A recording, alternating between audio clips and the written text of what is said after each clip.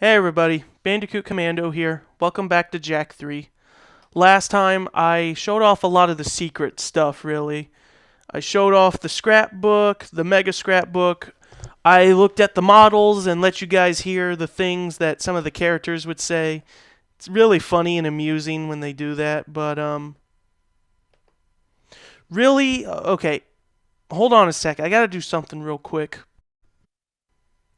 Okay, everyone. Sorry, had to take a moment to do a little something. So yeah, now today I'm gonna play all the cutscenes, the commentary cutscenes, and yeah, I'll be quiet. I won't say anything unless I want to chuckle or whatever at what they say. But I'll have my own 2 cents at the end of each cutscene if I feel like saying something. So this will take a while. I'm not sure how long this will take altogether, but it'll probably be 30 minutes by the time we're done. So let us begin. Oh, and I do believe you can turn on subtitles to hear what the developers are saying. So here we go.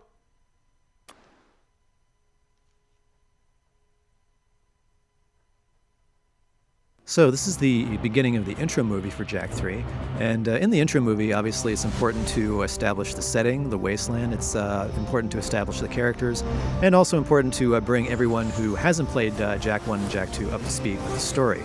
So as we're seeing the ship rocket across the wasteland here, when I was animating this, there were actually no trees, no cactuses, no big rocks for my reference, so when they put them in the game, I was relieved when my ship wasn't actually passing through any of it. Now this guy Viger, he's one of the new characters. He's the main villain of the piece. And what's interesting about Viger is we're always trying to refine the work that we do, and we did his facial animation system slightly differently than we've done in the past, and it actually worked out very well so that all the new characters in this game use the new facial animation system. So let's see, we got our favorite feathered friend Pecker coming in here, the half-monkey, half-bird character, and dropping in right behind him a second later is Daxter, who's always trying to upstage him. One of the things we tried to play up in this game that we had a lot of fun with in Jak 2 is the rivalry between Pecker and Daxter, you know, the two cute animal mascots, and so we really sort of pushed that in this game. We got Ashlyn Shashing with her sexy walk right up there, and you're about to see something that looks very simple, Ashlyn putting something into Jack's hand and sliding her fingers off, but in fact doing moves like that, passing things back and forth between characters, takes a while. That little thing there took me a couple of hours. Now, as the ship flies away and leaves a big dust cloud in its wake and dissipates to reveal Daxter and Pecker, one of the interesting things is the effects animations, such as fire and smoke and dust, is all done later by our effects animators. What we do is we simply place a little node in the scene to say, here, put a dust cloud here, or put a flaming ball of fire here, and they all take care of that much later on. So we don't actually get to see it until it's in the game. And here they are all walking into the desert. So there, yeah, you learned a few things about that. So onwards.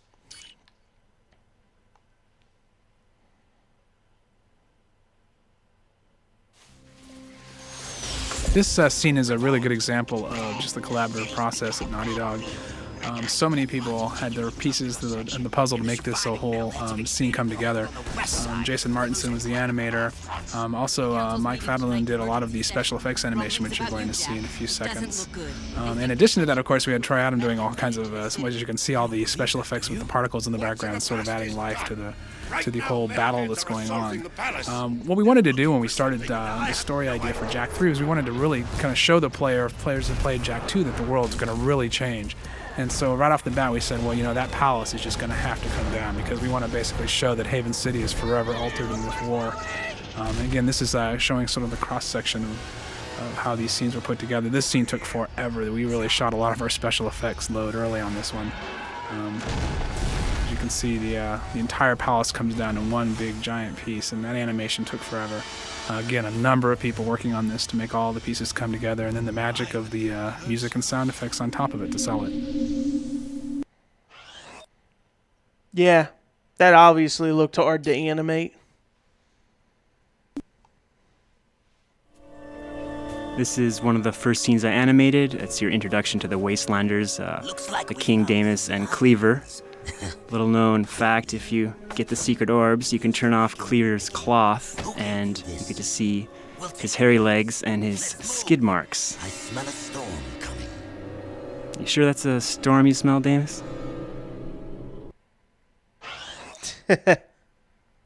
Yeah, you sure that's a storm you smell, or is it Cleaver? So that's what the Cleaver's diaper thing is. You remove the cloth that's like the hanging cloth, and you could just see his legs better and his skid marks. Skid marks, though, ouch.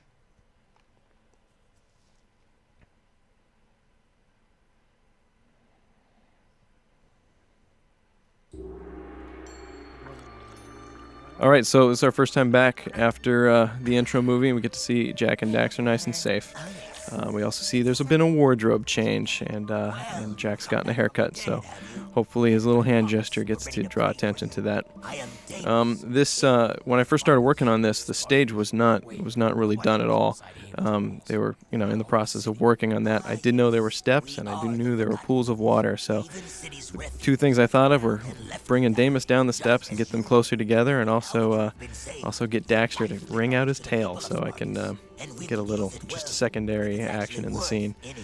I also didn't really know what was going on with Damus. Is he good? Is he bad? Should we be worried about him? I knew that Dan, our writer, probably knew exactly where he was going, but I knew that I didn't, and also the viewer didn't. So we got to, kind of leave a little mystery for Damus. And he talks pretty tough. So I know that after this scene, I didn't quite know if I liked him or not. But then I also get to have Daxter act cute. What happens to the ones that don't crawl? Maybe that balances out the scene with all the tough talk. I was afraid of that.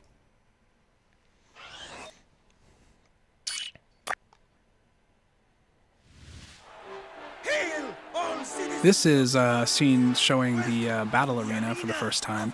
The Wastelanders, as you know, are basically, they live out in this desert, the Wasteland cities, named Spargus, and it's out in the middle of this giant desert. And these guys are pretty tough hombres, and they use this arena kind of as a proving ground for themselves to see who the strongest are. And so the survival of the fittest idea is basically what their whole creed is. Basically, Jack and Daxter show up at this place not having any idea what they're going to do, and all of a sudden they realize they're going to be tested in fighting. So once again, they have to prove themselves if they're going to even stay in Spargus, and prove themselves to be Wastelanders. The arena illustrates sort of the contrast between Haven City and the Wasteland, where out here, basically Jack and Daxter are in significantly more peril. They're fighting for their lives and fighting to prove that they're worthy to stay in Spargus, the Wasteland City itself. Again, really what this is also is for the player is that it's the beginning of a series of adventures and challenges, both training them and also easing them into the game.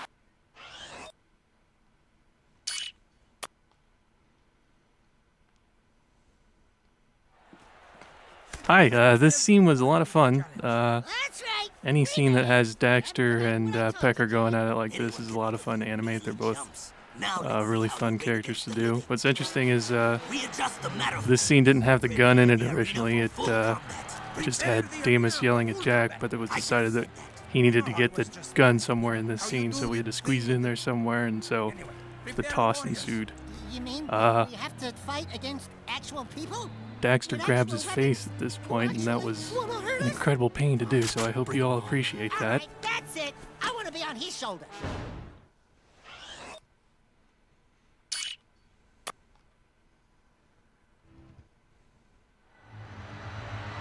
This is the scene where Damus realizes that Jack is a little bit more than he seems. Speaking of which, one thing about this scene is that everybody who animated scenes in the arena ended up having to reposition everything because about halfway into production, they ended up rotating the arena by 90 degrees. It doesn't happen too often, but when it does, it's a lot of fun. And that could be useful. Now, what's interesting about this scene is we have a lot of scenes in this game where the characters are basically doing a lot of explaining and a lot of sort of expository dialogue. So the trick in the scenes like this is rather than just cutting back and forth to a lot of talking heads, is to try to keep the camera dynamic with interesting angles on the scenes so you all don't get bored and button out of the cutscenes. Because, we don't like it when you button out of the cutscenes. Once again, Daxter gets burned. Animating Daxter is very fun. animating the little flaps on his hat is not quite as much fun.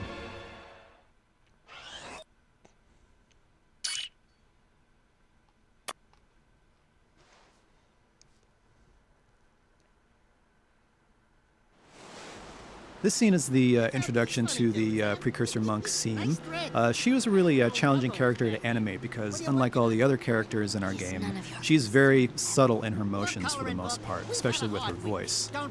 She's actually voiced by Tara Strong, who does a lot of work for cartoons and video games. Did a really nice job with her. One of the interesting things about this scene is that I animated it well before the final version of Jak for Jak 3 was designed. So I was actually using the old Jak model, the model from Jak 2, and when we changed the character design, we actually changed some of his proportions a little bit. So I ended up having to come back to this scene later and reanimate Jak's chest and some of Daxter's positions on his body armor because everything had shifted around slightly. I know it doesn't sound like much, but little things like that add up to a lot. Now coming up here is a little homage I did to one of my favorite actors. I'll leave it up to you to guess who it is. And now, time for a mini-game.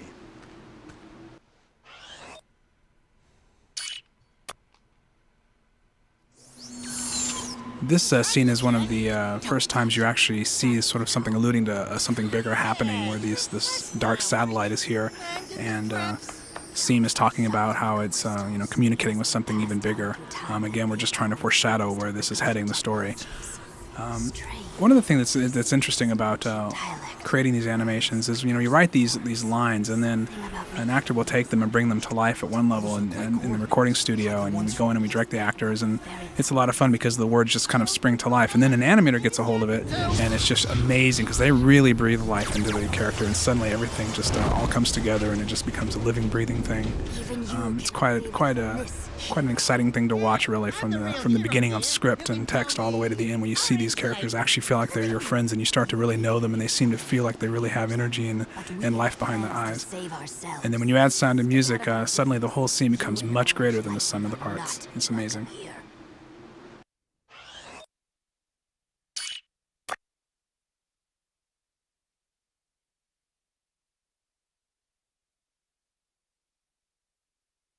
Well, if it isn't the newbies. All right, so this was my first scene. I got to use Cleaver, and we have a bunch of new characters in this game, and as the games have progressed, the characters get new controls and little animation controls for us to use.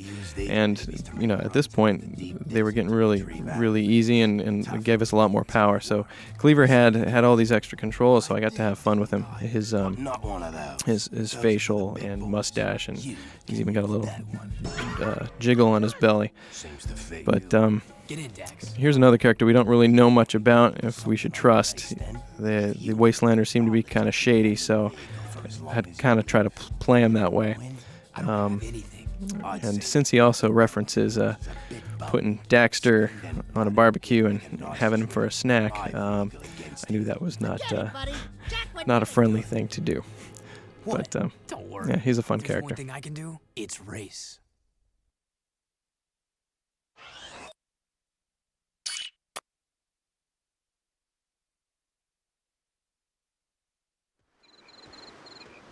This scene ran into a slight problem that we have a lot, where there's important information going on that the player must learn about, and there's other humorous antics going on in the background, and we have to balance the sound out, which sometimes can be disappointing to the animator, but it needs to be done for the gameplay.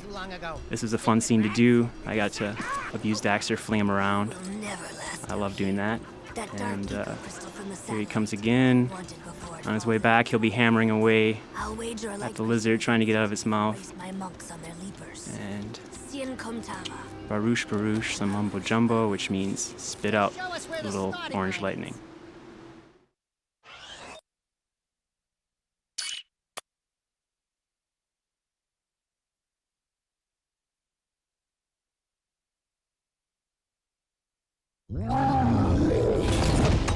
This scene was great. I really enjoyed working on this scene. I got a chance to finish up the mission that I just thought was so cool, where you're chasing around the dinosaurs. And Errol, this is the first glimpse you get of Errol, Cybro Errol. reconstructed Errol, and I just thought his character was so cool that had a good time animating him. The one thing I remember at the scene is I had to turn it around in I think about 3 or 4 days because we had to get it done for E3. So I'm pretty pleased with the way it turned out, all things given, time restrictions and all. Paranoid, buddy boy. Come on, Bigfoot, let's get back. This desert gives me the creeps.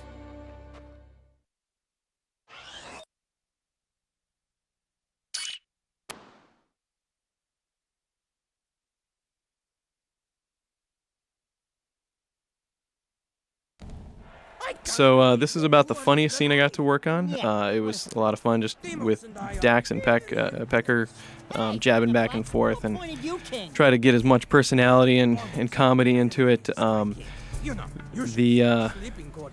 The little rivalry has been going on since Jak 2, so this was just another chance to kind of keep it going and have fun.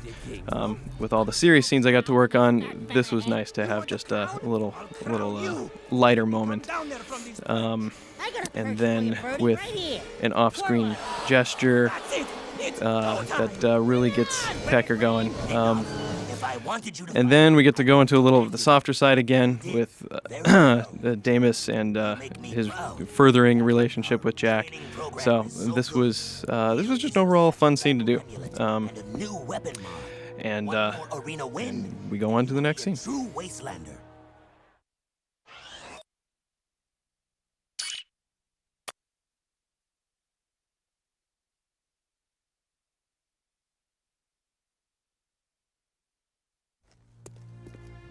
This scene is leading Jak out into sort of an adventure to go catch some lizards.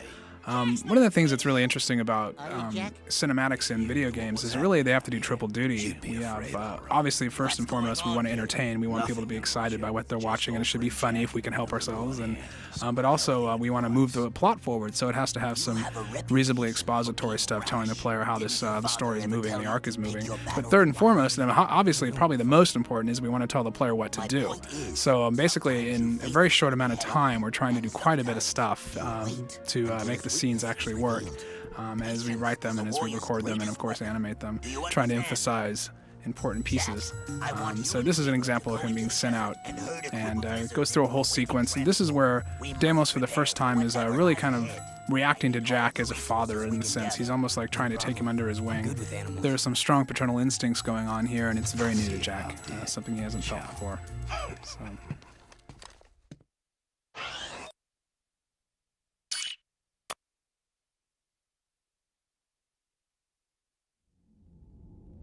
This scene wasn't originally supposed to be in the game, but focus testers actually, when they first went into this room, were not clear as to where they were supposed to go, so we added this little camera move showing you where you're supposed to go.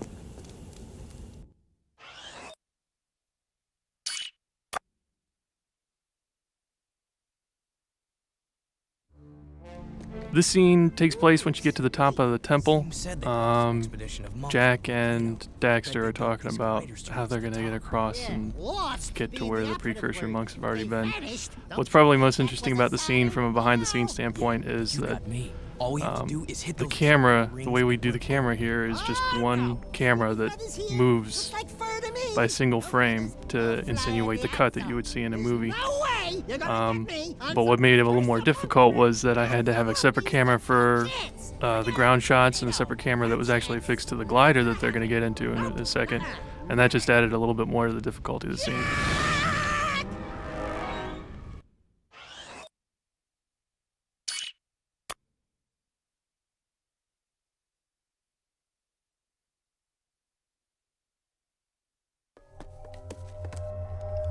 So this is another scene that was animated by Greg Griffith. This is after you've gone through the volcano and gotten to this deep part of it and discover this monk that's been mummified by the Dark Eco. Again, sort of just kind of reiterating the idea that Dark Eco is so dangerous and that Jak is playing with fire when he's been exposed to it, and so is Daxter. The animations, like these animations again, require so many different pieces being put together. The models that are being built, the high-res models, the sets, everything that has to go into this process of creating these 6 seconds a day that we do. Actually, it's just an incredible number of people that work behind the scenes to make this happen. And that background you can see there, of course, was built as part of the volcano. Some of the sets are even more high-res than that. They're actually not even level sets. They're actually really detailed high-res sets. This is Daxter continuing to refer to his beloved missing pants that he lost since Jack and Daxter, the first adventure. A recurring joke we've had for a long time. And hopefully we'll pay that off in the end.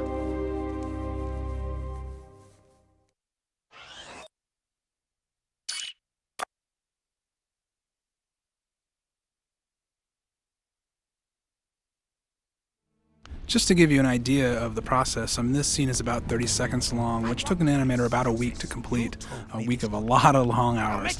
They try to do about 6 seconds a day. When the scene is actually written and then recorded, and we try to cut this using a sound tool to cut down the sound file as tight as possible, we kind of consider the editing process in the front as important as in the back. Again, it's almost like writing, where you think you've cut the scene as tight as you possibly can, and you come back a couple minutes later and it's still not tight enough.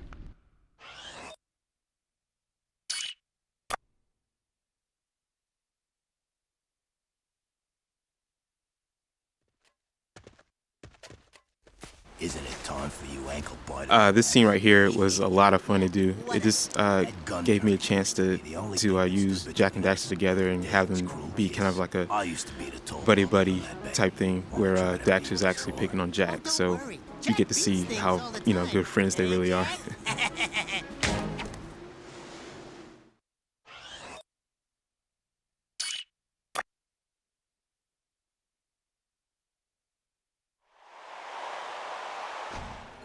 Hi, this is another arena scene that I did that has Pecker and Daxter going at it again. A lot of fun. I really enjoyed all the scenes with Pecker. What's interesting about Pecker here is that in some of the scenes, even though you can't see his feet, he's really just floating in midair. I had to sort of slide him around to stage the camera the way I wanted.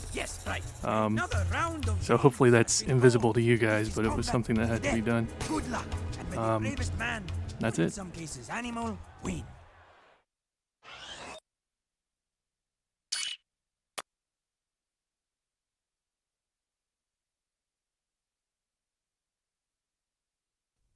This is a cool scene right here. This is actually my first time animating a female in the game, and up until then I've been animating mostly guys, and so it was really tough to try and nail her down.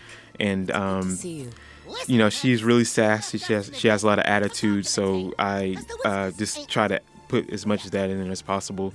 But she also has like a really soft side, so I try to show that as well. And for this scene, it was a really, I guess, a tender, touching moment of some sort. So I try to, play the balance very lightly between being aggressive and being very subtle. So I think it came out pretty good. So the Marauders are coming over the hill, and I'm thinking 70s car chase movies all the way.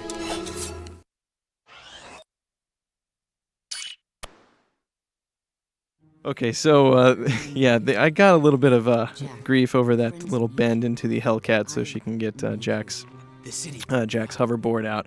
But the way I figured it, if she had to get something out of the Hellcat, she'd have to bend over to get it. There's nothing implied. There was a lot of touching, it seems, back and forth between them. She keeps grabbing his shoulder or his hand. That kind of stuff is looks real nice, but really hard to do. So this scene probably took a little bit more time than it should have, but I thought it kind of pays off with getting to see a little softness.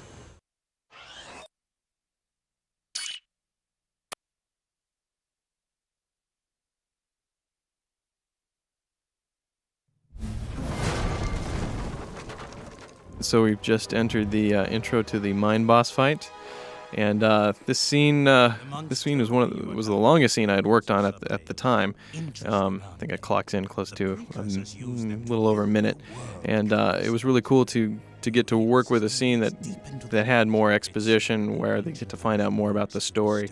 It's the first time we've seen Viger since the intro, and even though we kind of get the idea that he's not a good guy in the intro movie, we get to hear a little bit more about about just his evil plans, so I got to have more fun with his character. And I think we got really good reading from the actor, so that made this scene a lot more fun to animate. One of the hard parts to set up for the staging was this giant room has a pedestal that Jack is on and he's trapped on, and then there's a big giant space in between him and Viger. So staging the camera from back and forth, if you ever needed to see both people in the same shot, there was really a real long distance in between. So I had to do what I could to trick the camera, or also just use really long lenses.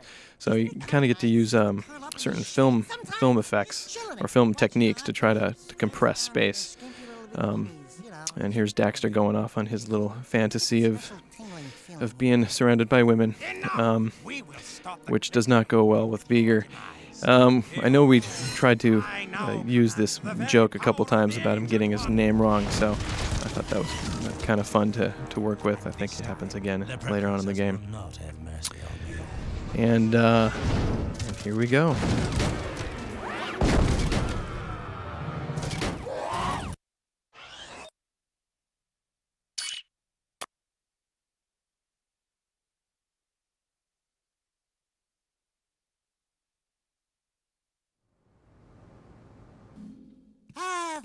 This scene was a lot of fun. This is where Jack and Daxter finally get back to the Hip Hog, the Naughty Otzel, as it was in the end of the second game. Daxter is a little miffed that his bar has been taken over as headquarters by Torn. Which is fun because they make a reference to the fact that they use the sign outside as target practice, and that gets played up in another scene, and the thing actually gets destroyed.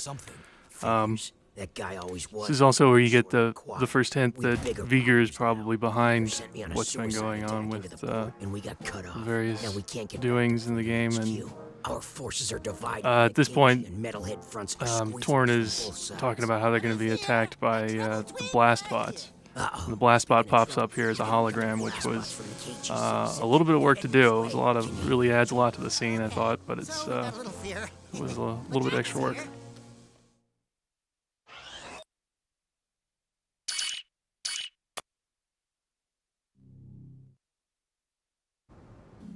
This scene was a doozy. Just before I was able to finish the scene, I just had to do some final tweaks on Daxter's eyes. I was told that they had to cut a couple FMAs and somehow splice Errol into the middle of the scene that I'd finished, which completely changes the mood of everything, and it made no sense at first, but so I was able to rearrange some things. Some stuff had to be cut out. Dialogue had to be completely flipped and everything, so it was a big mess. But I finally got it to work. An interesting note is all the holograms here, all the facial animation had to be done with 3 bones. We weren't able to use morph targets and use this hologram effect, so that was quite a challenge to get some nice voice reads and emotion on these things with 3 joints. This Daxter line was a blast to animate, and I decided to hold this last face here for impact.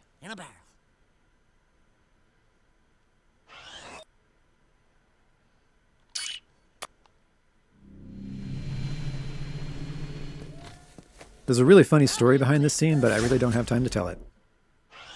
I want to know that funny story, though.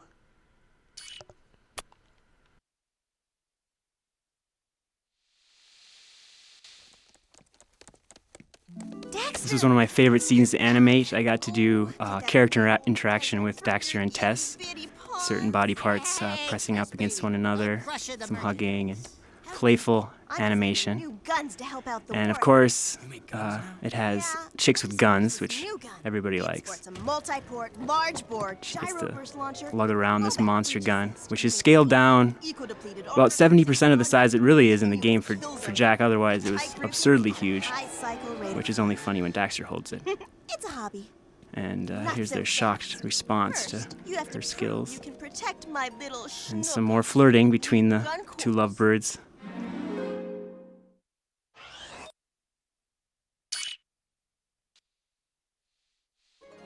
Okay, on this scene, I tried to do a little different entrance. I was getting tired of Jack and Dax walking in with Dax on his shoulder, same time, every scene. So I thought it'd be fun if Dax just kind of came flying in and grabbed Tess. Now it was kind of fun to see her kind of go off and about her little fantasy world, and Dax is playing along with it. Hopefully I got to get the sense of get Jack's annoyance with the whole situation. But this is where we get into the meat of the scene, and they get to go on their gun course.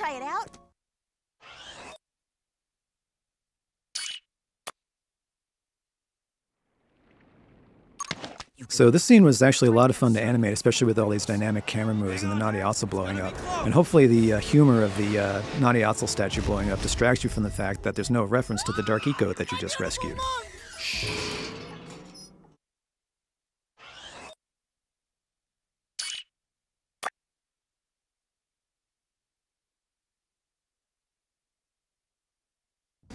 I animated this scene just before our focus test deadline. The whole thing was animated in one day. It was a really long, grueling day for me. And I realized that I'd forgot to add Daxter, and I hadn't even started him yet. So I just put him in at the end, poked his head out.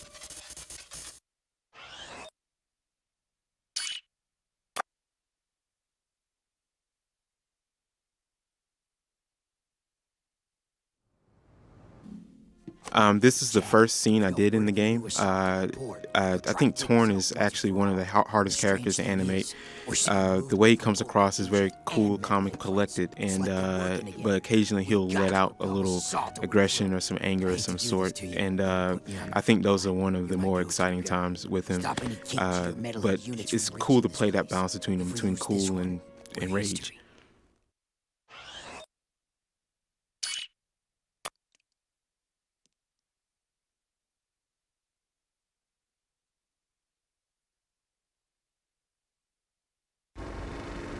This is a very unique cutscene. We have a new technology that me and programmer Amir came up with. We spent time figuring out a way to constrain the camera to an in-game car that's set on a path by Amir, and it drives through the desert on the set coordinates. And I animated the whole scene with these two characters just sitting in a car, sitting still, talking to each other, just talking heads, basically. And I didn't know how it was going to work out. We didn't even know if it was going to work until we finally got it all into the game, and it turned out quite successful. It's really a cool scene. You get to see the background flying by. And it was used also in one of the other scenes after the fact, and probably will be used much more in the future. I'll tell you when the action's coming.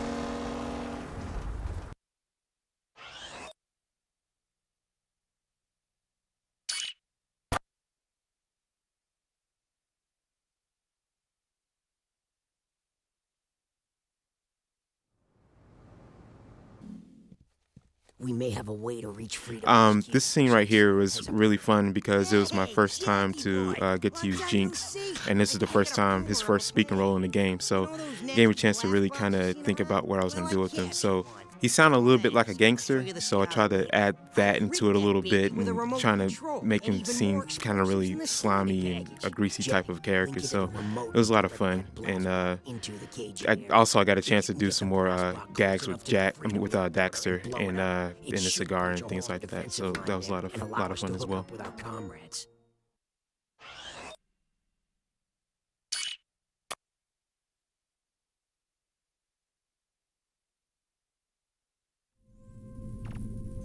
This scene takes place after you've defended the Freedom League headquarters from an attack of robots. One of the most amazing illusions that actually happens here in this process of animating is that these voices of all these actors are often recorded in entirely different places and at entirely different times. I mean, Max Casella's the voice of Dax is recorded in New York. And a lot of these other characters, whether it be Susan Eisenberg, who's the voice of Ashlyn, or Phil Lamar, who is the voice of Viger here, they're done sometimes weeks apart, maybe days apart, but entirely different rooms, never together. And then we cut the whole thing together and cut it as tight as we can, and it gives the illusion of actually actors reacting and talking to each other. usually. And in fact, in this scene, we have kind of a moment where the scene was spliced incorrectly, and also Ashlyn had a line that was supposed to be recorded here that was missing. And as you can tell here coming up, that the transition's a little rough. So Viger's very angry at them for basically rallying around Jack and defending Jack for the first time, and he's basically giving them a pox on their whole family, and he walks off. And this scene right here, right there, the transition doesn't quite work because Ashlyn was supposed to be saying something else, and the line wasn't there. But that's the parallel of it all.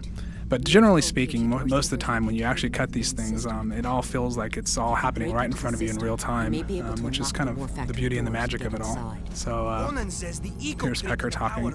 He's voiced by Chris Cox. Pecker is a really, really cool character. People really love that. And the character, and Chris Cox just really added this incredible side to him. He's sort of the manic Hispanic, as we say.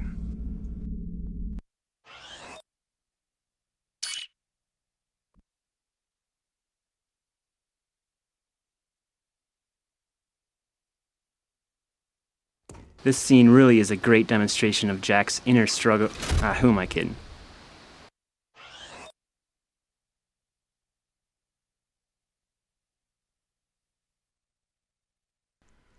I just want to take a moment and say, that was for humor, no doubt.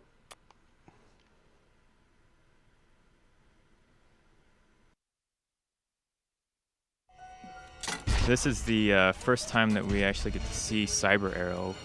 He's alluded to a lot in the game, and this is the first time you see his full body.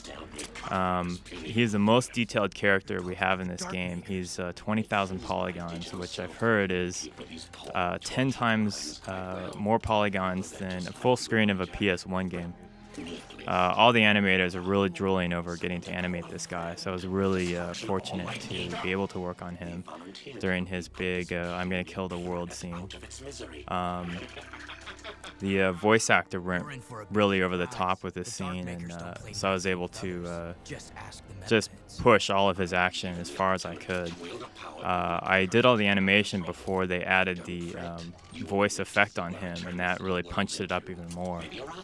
And after all the exaggerated motions I did, the one thing that left the biggest impression is boink, this little finger thing right there.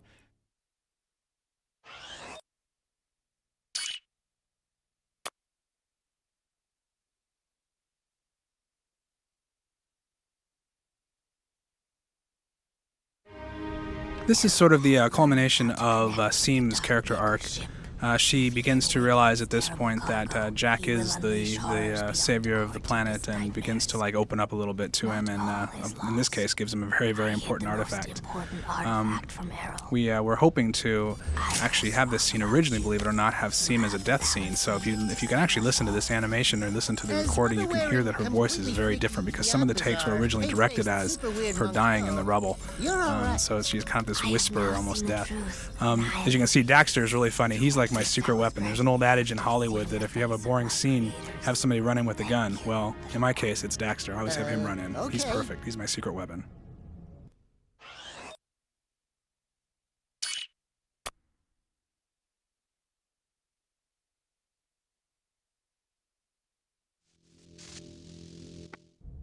This is a really cool scene. This is the Precursor Torres. It gave me a chance to really do some quick, snappy animation with Daxter, have a little fun with him and that sort of thing. And Jack just kind of ignoring him and not paying attention to him. And of course, Daxter wants the attention. So I like the scene a lot. It's really cool.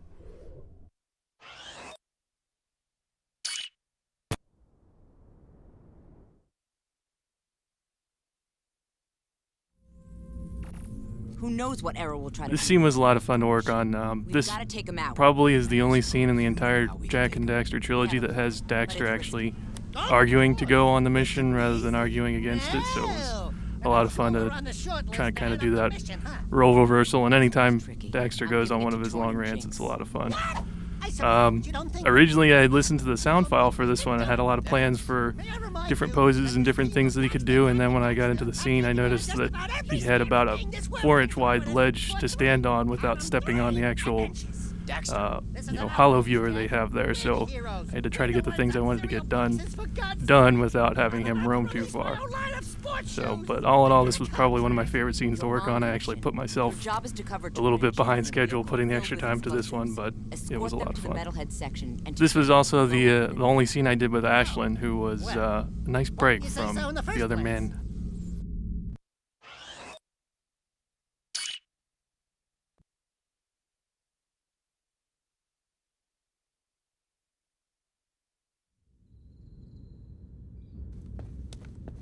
This is one of the toughest scenes I probably had to do. It just had a lot of elements to do with it. And in this scene right here, Jack meets up with Pecker in the palace ruins here, and he gets surrounded by the Neo satellites. And it was kind of tough because of a lot of different elements that went into it, especially Jack is supposed to be scared, but since he is the hero of the game, he really can't show that he's afraid.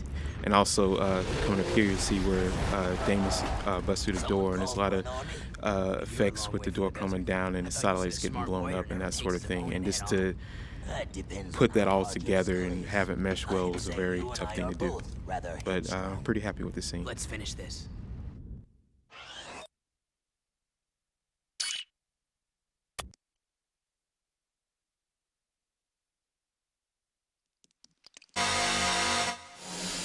Okay, so when we first get our scenes and we listen to the audio, we get to sit down and look at what we're going to do for the whole scene. This scene presented a challenge in that there was a lot of stuff going on with not a lot of stuff going on.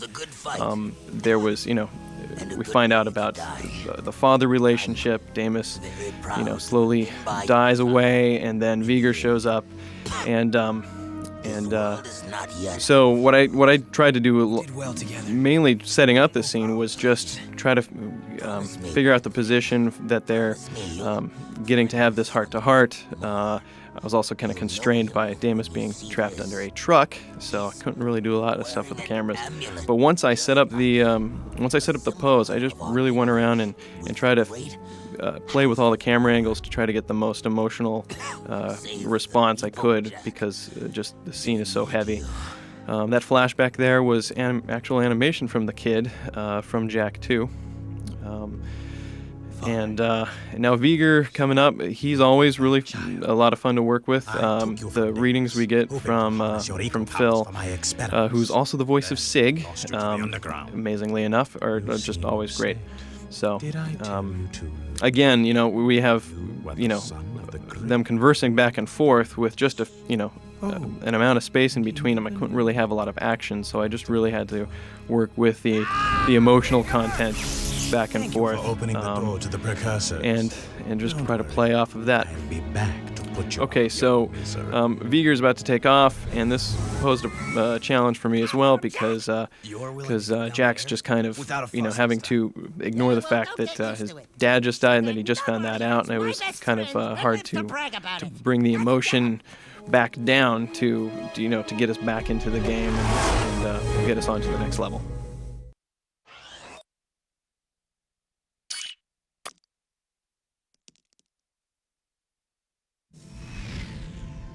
The beginning of this scene is an example of what happens when an animator gets a crazy idea in his head, like, let's have all the lights turn on slowly and gradually. It's actually not quite as simple as you might think. It took a couple of programmers and a little bit of time to get it all working, but I think it looks cool. Yeah, this scene, when Dan Arey, our creative director, first told me that the precursors are going to be a bunch of Otzols like Daxter, I said, ooh, you gotta let me animate the scene where they're revealed. Little did I know that the scene was going to be nearly 4 minutes long and that I'd have to do it in about 5.5 weeks. But hey, that's all right. These things happen. It's a very interesting, very complicated scene. There's a lot of characters. There's a lot of stuff going on. Here's a return of our precursor entity from the end of Jak 2, for those of you who actually managed to finish Jak 2. Congratulations. We've also got Viger in this scene. Viger, for me, I think, was one of the most fun characters to animate, not only because Phil Lamar, who also does the voice of Sig, did such a great job voicing him, but he's just got such an expressive face. So after he gets transformed and he's looking up and he's looking all smug about being imbued with precursor stuff, he has that wonderfully smug look on his face. Now, of course, at this point, this is where the illusion starts to fall apart. You know, Jak and Daxter have had just about enough of being told what to do after 3 games worth of being errand boys for the precursors, and so we have a nice little off-screen crotch grab from Daxter. Been waiting 3 games to do that. And now the moment you've been waiting 3 games for, the big precursor reveal. This is something that I talked about a lot with Dan, and we thought about many different ways that we could do this, and we figured it would just be best if we saw them from behind and they didn't quite realize what was going on, and then boing, and just a long, long take of everybody just sort of staring at each other and sizing each other up. These 3 precursor Otzels don't actually have names. They're referred to as Otzel Leader, who's the guy with the staff, Otzel Surfer, who's kind of the hey dude fellow, and then of course Otzel Dummy, who's the guy with the helmet over his eyes and who with the big buck teeth. Which is not to say that people with buck teeth are necessarily dumb, but you know, these are just the way these things pan out sometimes. This part was a lot of fun to animate everybody's little reaction takes to what the precursors really are. And frankly, I'd kind of like to be in the living rooms or parents' basements of America watching when a lot of people who've played the series before see the precursors for the first time, because I imagine we're going to get just as many people who like the idea as just as many people who think it's the dumbest thing they've ever seen. Now, personally, myself, I was sold on it from day one because I'm a little tired of the cliche of, you know, the gods being these great, wonderful beings of light, you know, come down from a high on, and, you know, that's just, I think, what everybody was expecting us to do, and to actually have them all Otzels like Daxter, you know, some people may think of it as a cop-out, but I don't think anybody's going to see this one coming. I may be wrong. This part was also fun to animate Beaker changing into an Otzel, scaling his various bones and whatnot to stretch him into the proper shape, and then poink. Now, this last part of the scene, because the scene was so long, and because I did have very little time to animate it, Jason Martinson, who's another one of our FMA animators, actually did some pinch hitting for me. So from here on in, it's pretty much all his animation. So thank you, Jason, from preventing me to have to stay one more night until 5 in the morning getting this done, so that you, the player, could enjoy our story. You idiots. I told you we needed a plan B.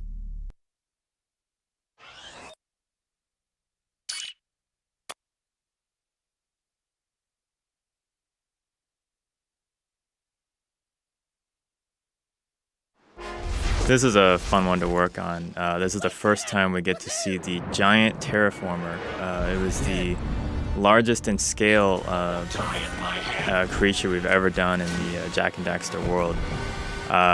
This is part of a 6-minute animation that I did for the actual boss fight when you're fighting this thing just after this movie. I painstakingly had him crawl over the entire world, this desert that we created in this large loop. It took a very long time.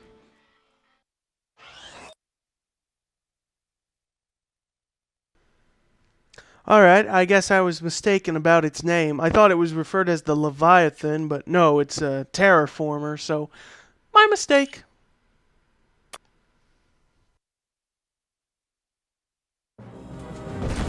Here's another giant terraformer scene. This one was really dramatic and it was a lot of fun to do. I was able to take some of the animation that I did from the in-game terraformer sequence and actually give it a different angle. You usually get to look down on it during the game, and this was cool to be able to like look up at it and really see the scope of this thing.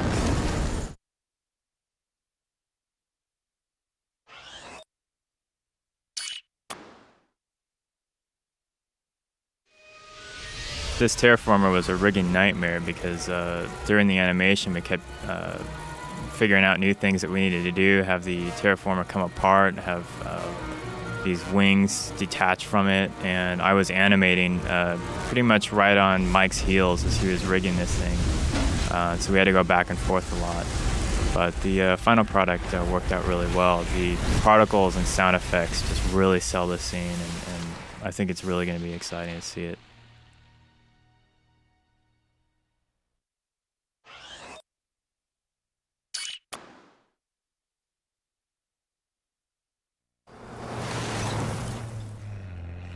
In all these scenes, I had to fake the camera a bit and fake the area of the desert so that you don't know exactly where he falls, because this could happen at any point during the gameplay. And then at this point, we switch out to the high-res level from the foreground object that I was animating, and have Jack climb up the top of it. I faked it a bit and just showed him pop out at the end.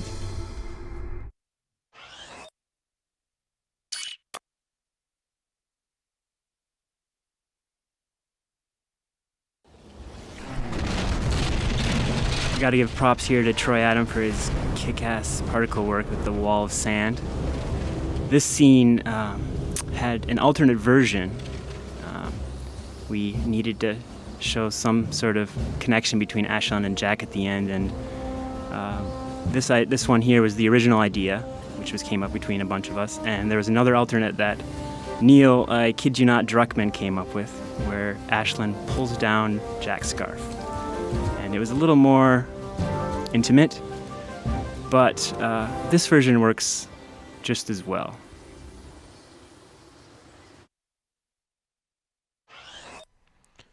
I should point out, he mentioned Neil Druckmann.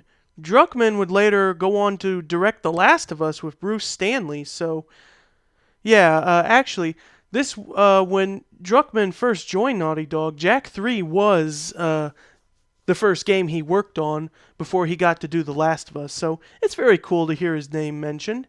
And the last one, The Universe Calls.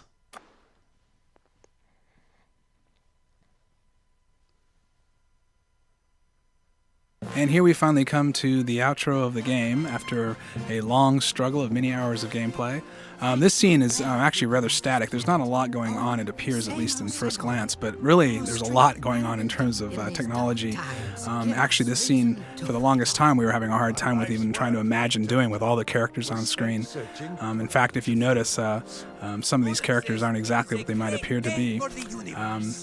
Kira, for instance, and Torn, if you actually watch them, if you notice, you'll pay attention, they're hardly moving at all because basically the models were simplified to only have one joint of animation to minimize the streaming data because we just couldn't have this many characters on screen at one time. And also, as you can see, the Otzels, the precursors, they actually have environment mapping on them, and it causes a lot of problems in the DMA memory to have this much stuff environment mapped on screen. So this scene, as simple as it looks in terms of actual action, is incredibly complex. So here we go, watching these people sort of wrap up their little story here. Jack's about to leave and do his thing. It was really kind of a funny point that actually, up until the very last minute, we thought Jack was going to get on the precursor ship and blast off into space for parts unknown until we kind of talked about it, and Evan Wells had a good point that he thought, well, you know what, actually, we should do is we should ellipse back to the beginning of the game and have Jack change his mind just like Daxter did in the opening scene when suddenly when the dust clears. Daxter's there waiting with Jack because they're inseparable, and of course Jack is as well. So it was a nice circular storytelling idea, and it ended up being perfect. Finally, Daxter gets his payoff here. He's been talking about pants for 2 games. He finally gets his pants, thank goodness. And this crazy precursor seems to want to turn everybody into a precursor, so he's a little trigger happy, isn't he? So here we see that Tess gets turned into a precursor Otzel as well, and so Daxter finally gets to get his little girlfriend, which is something we've been dancing around with for a while here, what we're going to do with this problem. Here we see Jack and the precursor is getting ready to leave. As you can see, Viger turned into a precursor, kind of gotten his comeuppance too, and now he and Cleaver are going to be together, which opens up a lot of possibilities for the future in stories. Can you imagine these two together, trying to rule the world? The stupid guy and the smart guy? So now Jack's really kind of getting his last moment of truth where he's being asked to go off and become this great superhero. And so this is how we end our tale after 5 years of storytelling and gameplay. We kind of wrapped up this whole experience in the universe, and but you know, Jack and Daxter are inseparable. They're just too good together. So with all our adventures this is keeping true to the franchise as well. And you have every scene we've got to end with Daxter just getting his punchline, getting his last moment and his last laugh. So after 3 great adventures, yeah, I think life is good. And that is it. That'll do for this episode of Jak 3. Join me next time as I show off one last thing at the gun course. That is it, and I will see you guys next time.